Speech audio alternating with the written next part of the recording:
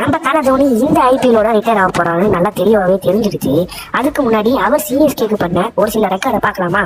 ஐபிஎல்ல 42 ஸ்டம்பிங் யார் தெரியுமா? நம்ம தலை தோனி தான். யாராலையும் இந்த ரெக்கார்டு பக்கத்துல கூட வர முடியாது. இது வரைக்கும் தோனி கேப்டன்சில சிஎஸ்கே 12 தடவை குவாலிஃபை இருக்காங்க. அதுவும் இல்லாம 10 தடவை ஃபைனல்ஸ் போயிருக்காங்க. 5 டிராஃபிஸ் வின் பண்ணி தந்திருக்காரு மக்களே சிஎஸ்கே. ஐபிஎல்ல one of the lightning stumping யார்கிட்ட இருக்குன்னு பாத்தீங்கன்னா தோனி கிட்ட தான் இருக்கு. பால் பிச்சா வரப்பே பேட்டர் அவுட் ஆயிடுவாரு. சிஎஸ்கேக்கு இவ்வளவு பெரிய லாயல் ஃபேன் பேஸ் உருவாக காரணம் யாருன்னு பாத்தீங்கன்னா தோனி தான் மக்களே. அதுவும் இல்லாம அவர் யங்ஸ்டர்ஸை வளர்த்தெடுக்கிற விதம் இருக்கேன் வேற லெவல். இந்த சீசன் எல்லாரும் சேர்ந்து தோனிக்காக ஃபேர்வெல் கப் அடிச்சு கொடுப்பாங்க கன்ஃபார்ம். தோனி இந்த வாட்டி கப்போடு தான் வெளியே போறாரு மக்களே. தலைவன் சேப்பாக்குள்ள ஏறினாலே போதும் விசில் சத்தம் காதை கிடைக்கும்.